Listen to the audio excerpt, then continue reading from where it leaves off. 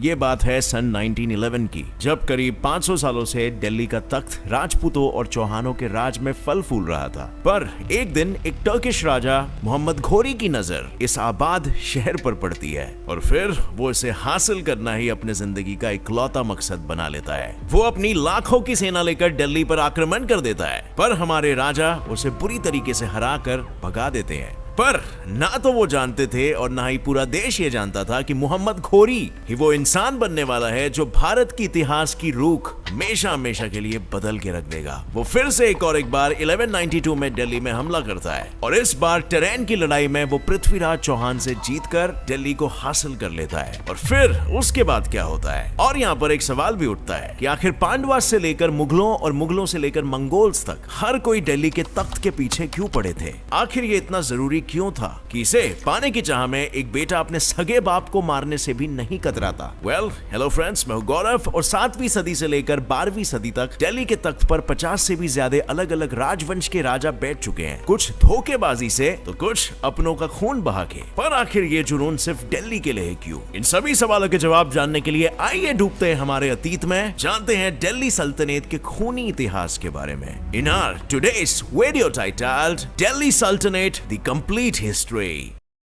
अब फ्रेंड्स, आगे बढ़ने से पहले मेरे पास आपके लिए एक बहुत ही इंपॉर्टेंट अपडेट है। धनी ऐप 25 लाख से भी ज्यादा Covid care health kits distribute कर रहे हैं, वो भी फ्री में, ताकि हम बेहतर तरीके से इस पैंडेमिक के साथ डील कर सके। इसमें मेडिसिन होंगे vitamin C, vitamin D3, zinc और पैरासिटामोल के, which are all recommended by the ministry of health and family welfare. ये किट ना सिर्फ इम्यूनिटी बढ़ाने में हेल्प करता है, बल्कि फीवर और बॉडी एक को भी कम करता है। और आप इस किट को धनी ऐप या dhani.com से खुद भी ऑर्डर कर सकते हो। अगर आपको कोई भी डाउट है या कोई भी प्रोफेशनल हेल्प की जरूरत है, आप एक डॉक्टर को भी कंसल्ट कर सकते हो ऑन धनी ऐप, ऑल फॉर फ्री, वो भी अपने सहूलियत के हिसाब से। दूसरों को बचाना हमारी रिस्पॉन्सिबिलिटी है, पहले खुद को बचा के। अभी धनी ऐप को डाउनलोड करिए, कोविड केयर हेल्थ बैनर पर क्लिक करिए in the health section and place your order. और प्लीज एक दूसरे की हेल्प करिए by sharing this video as much as you can, क्योंकि आपको क्या पता, शायद किसी जरूरतमंद तक ये वीडियो पहुंच सके और उसको मदद मिल सके। पैंडेमिक से हम बस जीत ही चुके हैं, it's time to step up friends and help each other. और धनी ऐप इस फाइट में बिल्कुल हमारे साथ है। The link is in the description.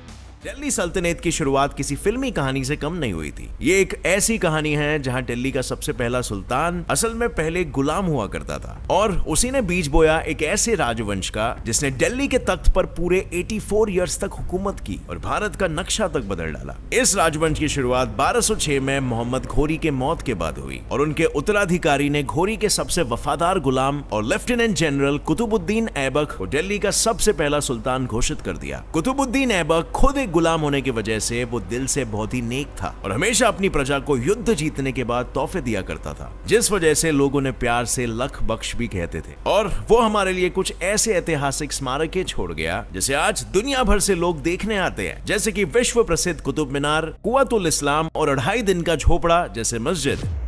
काफी खुशहाली में उनका राज्य चल रहा था, पर बस सिर्फ 5 साल राज करने के बाद 1210 में ऐबक की पोलो खेलते वक्त घोड़े से गिरकर मौत हो गई। इसके बाद 1211 में उनके दामाद शमसुद्दीन इल्तुतमिश ने गद्दी संभालना शुरू कर दिया। अब अगर देखा जाए ना तो सही मायने में दिल्ली सल्तनत की शुरुआत इल्तुतमिश ने ही की थी, क्योंकि इन्होंने अपने राज के दौरान अपनी राजधानी लाहौर से हटाकर दिल्ली बना दिया, जो कि एक काफी मेजर चेंज था। एंड ऑब्वियसली दिल्ली सल्तनत की हम बात कर रहे हैं तो दिल्ली तो आना ही है। पर इल्तुतमिश अपने ससुर की तरह अपने राज्य को और बढ़ाने के बारे में नहीं सोचता, बल्कि उनका ज्यादा ध्यान उनके राज्य में चल रहे समस्याओं को सुलझाने में रहता था। एक्सपेंशन नहीं बल्कि सैटिस्फैक्शन और कंटेंटमेंट में वो फोकस करते हैं। पर भले ही उन्होंने दूसरे राज्यों पर हमला नहीं किया हो, वो किसी और को अपने राज्य पर हमला करने का मौका भी नहीं देते थे। इनफैक्ट इतिहास में सबसे ज्यादा उनको गेंगिस खान को इंडिया पर आक्रमण करने से रोकने के लिए जाना जाता है। और गेंगिस खान कितना ही क्रूर रूलर था ये तो आप जानते ही होंगे। अगर नहीं जानते तो उसके ऊपर हमने डिटेल में वीडियो बनाया है, जिसे आप ये वीडियो खत्म होने के बाद ऊपर आई बटन दबाकर देख सकते हो। But anyway, coming back to the point, साथ ही इल्तुतमिश अपनी प्रजा की भलाई के लिए बहुत सारे कंस्ट्रक्टिव बदलाव लाने के लिए भी जाना जाता है। जैसे फॉर एग्जांपल चालीसा या चाहलगनी को बनाने के लिए, जो उस समय आज के काउंसिल ऑफ मिनिस्टर्स की तरह काम करता था। उसके कोर्ट में 40 मंत्रिमंडल बैठते थे जो राज्य के इंपॉर्टेंट डिसीजंस लेने में सुल्तान को सलाह मशवरा देते थे। इतना ही नहीं, साथ में अपनी फौज के लिए उन्होंने इक्ता सिस्टम भी बनाया था, जहां हर सैनिक को उनके पोजीशन के हिसाब से पगार मिलती थी। उनकी मौत के बाद दिल्ली सल्तनत की गद्दी उनकी सबसे बड़ी बेटी रजिया सुल्ताना के हाथों में आई, जो दिल्ली की सबसे पहली और आखिरी महिला सुल्तान बनी। पर आज ही की तरह उस समय भी लोग औरतों की कामयाबी से जलते थे और हमेशा उसके अच्छे कामों को नजरअंदाज कर देते थे। रजिया के भी सुल्तान बनने पर कई लोगों ने विरोध किया और उसके 4 सालों के शासन के बाद ही 1240 में उसके भाई मुइजुद्दीन बहराम शाह ने उसे मार दिया। इसके बाद कई सुल्तान आए और कहीं गए, पर कोई भी दिल्ली के गद्दी को संभाल नहीं पाया। लेकिन फिर 1266 में मामलुक राजवंश की गद्दी पर बैठा एक ऐसा खतरनाक सुल्तान जिसने 21 सालों तक दिल्ली पर अपना हुक्म बनाए रखा। उसका नाम था घियासुद्दीन बलबान।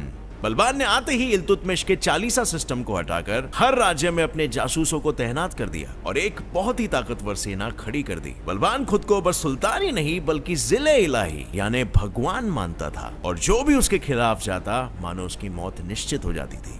पर फिर भी बलबान 1287 में मंगोलों को भारत आने से नहीं रोक पाया। उन मंगोलों को जिनको बलबान के पूर्वजों ने इतने सालों से भारत के बाहर रोक कर रखा था। कुछ सालों बाद ही बलबान की मौत के बाद उनके 17 साल के पोते मुइजुद्दीन कैकाबाद को नया सुल्तान बनाया गया। पर वो इतने कमजोर और कायर थे कि उन्हें दिल के दौरे से कमजोरी आने पर उनके जागीरदार जलालुद्दीन फिरोज खलजी ने उस मौके का फायदा उठा के 1290 में उन्हें मार डाला। मुइजुद्दीन कैकाबाद तो मर चुके थे और उनका बेटा बस सिर्फ 3 साल का था और ऐसे में फिरोज खलजी ने तख्त को छीन लिया, मामलुक राजवंश का अंत कर दिया और दिल्ली पर अब लहराने लगा खलजी सल्तनत का परछाम।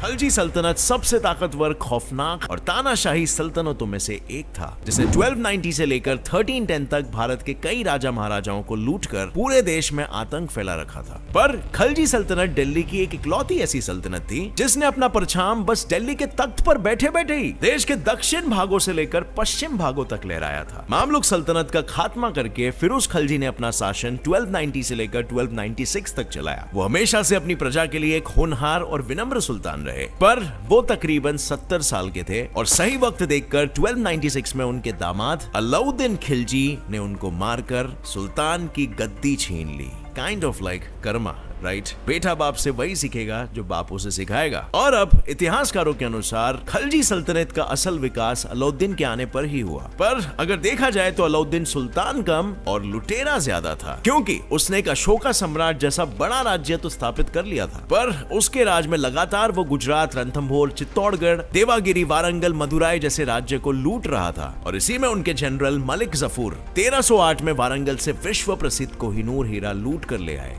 लूटपाट के साथ अपने 20 सालों के राज्य में अलाउद्दीन ने तकरीबन लाखों लोगों को जोर जबरदस्ती से इस्लाम कबूलवाया और जो कबूल ना करते उन्हें बड़े ही बेरहमी से चीयत का तो पता नहीं, पर समझदारी शायद बहुत थी उसमें, क्योंकि उसने अपने राज्य में फ्री पॉलिसी यूज करके रोजमर्रा की चीजों का भाव कम करवाया, मार्केट्स को डेवलप किए और सबसे महत्वपूर्ण, उसने मंगोल्स को भारत में आने से रोक के रखा था। साथ ही उसने राजस्थान में अलाई फोर्ट और लड़ाई दरवाजा भी बनाया, जिसे देखने आज भी कई टूरिस्ट आते रहते हैं। इन सब के साथ जैसे आपने फिल्मों में देखा होगा कि अलाउद्दीन बाइसेक्सुअल था और उसे अपने जनरल मालिक काफूर से बेहद लगाव था। और इतिहास के हिसाब से अलाउद्दीन के पास एक हैरम था जिसमें तकरीबन 70,000 से भी ज्यादा मर्द, औरतें और बच्चे थे, जिसके साथ वो जब चाहे, जो चाहे, जहां चाहे सब कुछ कर सकता था। पर हर बुरे सपने की तरह अलाउद्दीन का भी खात्मा हो गया और कहा जाता है उसे मारा गया उसके ही जनरल मालिक काफूर ने, उससे गद्दी हथियाने के चक्कर में। और दूसरी तरफ कुछ इतिहासकारों का यह भी कहना है कि उसे कोई जानलेवा बीमारी हो गई थी जिसके कारण उसकी मौत हुई और जनरल का कोई रोल नहीं था। वेल, इस बात की सच्चाई उसके लाश की तरह ही लापता है। उसकी मौत के बाद उसके 6 साल के बेटे शिहाबुद्दीन उमार को सुल्तान बनाया गया और वो छोटा होने के कारण सारी सियासती ताकत मालिक काफूर के पास ही थी। पर अलाउद्दीन के बेटे कुतुबुद्दीन मुबारक शाह और मंत्रियों को यह मंजूर नहीं था और इसीलिए उन्होंने एक षड्यंत्र रचा और मालिक काफूर को मौत के घाट उतार डाला और अपने छोटे भाई को हटाकर मुबारक शाह खुद सुल्तान बन गया। पर मुबारक शाह अपने पिताजी से एक कदम आगे निकला। वो सुल्तान बनते ही पूरे समय दारू पी के या नशे में ही होता और पूरे समय लड़कियों की तरह तैयार होकर या तो पूरी तरीके से नंगे होकर ये महल में घुमा करता। और ये सब देखकर सबको ये समझ आ गया था कि ये सुल्तान बनने के कोई लायक नहीं है और फिर 1330 में वो अपने जनरल खुसराव खान के हाथों मारा गया। पर मुबारक शाह ने अपने राज में कुछ बदलाव किए थे, जहां उसने गाजी मलिक को पंजाब का जागीरदार बनाया था, जिसने आगे चलकर खुसराव खान का कत्ल कर डाला और इससे खलजी सल्तनत का नामो निशान मिटा के वो तुगलक सुल्तानत का पहला शासक बन गया। इस सल्तनत ने दिल्ली पर सबसे ज्यादा राज किया, 1320 से 1414 तक, यानी पूरे 94 इयर्स। और इसी सल्तनत का हिस्सा थे इतिहास के सबसे मशहूर और हमेशा कंफ्यूज रहने वाले सुल्तान, जिनका नाम था मोहम्मद बिन तुगलक। और उन्हें यह खिताब देने के पीछे बहुत सारे कारण हैं। वैसे तो इस शासन की शुरुआत गजी मलिक उर्फ घियाजुद्दीन तुगलक ने की थी, पर वो ज्यादा देर तक राज नहीं कर पाया क्योंकि 1325 में उनके बेटे मोहम्मद बिन तुगलक ने उन्हें मार दिया और फिर शुरू हो गया इस सनकी सुल्तान का दौर। इसे सनकी इसीलिए माना जाता है क्योंकि वो हमेशा बिना सोचे फैसले ले लेता और फिर खुद ही उन फैसलों पर मुकर जाता। और वैसे ही इसने एक बहुत ही बड़ा फैसला ले लिया था और अपनी राजधानी दिल्ली से बदलकर दौलताबाद यानी देवगिरी बना दी थी। इसके पीछे का कारण यह था कि मंगोल लगातार दिल्ली पर हमला कर रहे थे, तो उनसे बचने के लिए हमें थोड़ा और दूर चले जाना चाहिए और दौलताबाद तक वो नहीं पहुंच पाएंगे। और इसी फैसले से उसने अपने सारे मंत्रियों को और अपने प्रजा को दौलताबाद चलने का हुक्म दे दिया। पर जैसे ही वो लोग वहां पर गए, दिल्ली पर ध्यान देने वाले कोई सुल्तान ना होने के कारण मंगोल्स लगभग दिल्ली पर कब्जा करने ही वाले थे। और जैसे ही मोहम्मद को अपनी गलती समझ में आई, मंगोल्स को भगाने के लिए वो वापस दिल्ली लौट आया दौड़ दौड़ कर।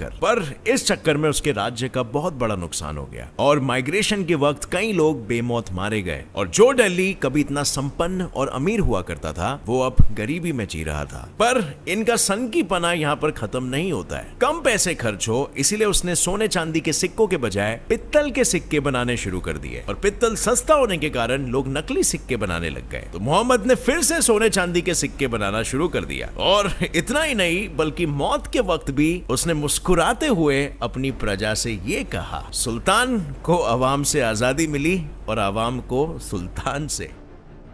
इसकी मौत के बाद दिल्ली के तख्त को फिर से एक काबिल सुल्तान मिला, जो था फिरोज शाह तुगलक। उसने सुप्रसिद्ध किला फिरोज शाह और कई शहर बांधे, जैसे कि फिरोज शाहपुर, हिसार, फिरोजाबाद, फिरोजपुर, जौनपुर, जहानपना एटसेट्रा। उन्होंने दिल्ली में दारुल शिफा अस्पताल बनाया जो मरीजों का मुफ्त में इलाज करता था। और भी उन्होंने कई समाज सुधारक काम किए, जैसे कि गरीब लड़कियों की शादी करवाने के लिए दीवाने खैरत का रूल बनाया, लोगों को रोजगार देने के लिए दीवाने बनागदन और बुजुर्गों को पेंशन देने के लिए दीवाने इस्तिकाका। पर 37 इयर्स राज करने के बाद उनकी मौत हो गई और उनके बाद दिल्ली को संभालने के लिए कोई भी काबिल राजा नहीं था। और इसी का फायदा उठा के 1398 में टर्किश चीफ और मंगोल के शासक तिमुर ने दिल्ली पर हल्ला बोल कर दिया और उस समय का जो सुल्तान था वो तैमूर से डर के भाग गया। और बस 5 दिनों में तैमूर ने दिल्ली में ऐसा हाहाकार मचा दिया कि 2 लाख जितने लोग मारे गए, औरतों, बच्चों और मर्दों का सरेआम शोषण किया, कई लूटे गए तो कईयों को बंदी बनाकर ले जाया गया। और इस सब से उभरने के लिए दिल्ली को करीबन 100 साल लग गए। पर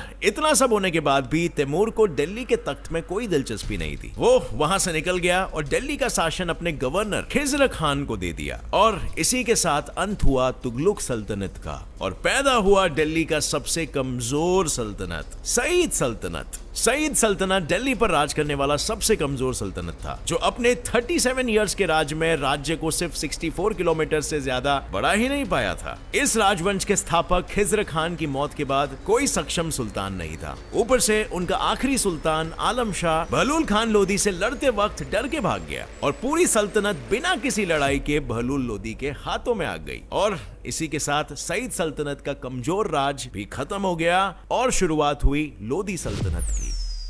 लोदी सल्तनत ना सिर्फ बिना लड़ाई के सियासी गद्दी जीतने वाली पहली सल्तनत थी, बल्कि सारे सल्तनत टर्किश होने के कारण ये दिल्ली पर राज करने वाली पहली अफगानी सल्तनत थी। इनके पहले सुल्तान बहलूल लोदी के मौत के बाद इस राजवंश में एक ही काबिल सुल्तान था, उनका बेटा सिकंदर लोदी, जिसने आगरा का सुंदर शहर बनाया और फिर उसे ही अपनी राजधानी भी बना दी। सिकंदर लोदी ने काफी अच्छे बदलाव भी लाए धर्म में, पर इनका बेटा इब्राहिम लोदी जो आखिरी सुल्तान बना, उसके गुस्सैल और घमंडी स्वभाव की वजह से उसके सारे मंत्री उससे नफरत करते थे, क्योंकि बस सिर्फ शक के आधार पर वो अपने मंत्रियों का कत्ल कर देता था। उसके इसी स्वभाव की वजह से इब्राहिम के गवर्नर दौलत खान और चाचा अलाउद्दीन ने काबुल के शासक बाबर को भारत आने का न्योता दिया और कहा कि वो इब्राहिम को हराकर दिल्ली का तख्त उससे छीन ले। और फिर क्या, बाबर 1526 में इब्राहिम के खिलाफ पानीपत की लड़ाई जीत गया और उसी के साथ लोधी साम्राज्य का भी सूरज ढल गया और पूरे देश पर छा गई एक ऐसे सूरज की रोशनी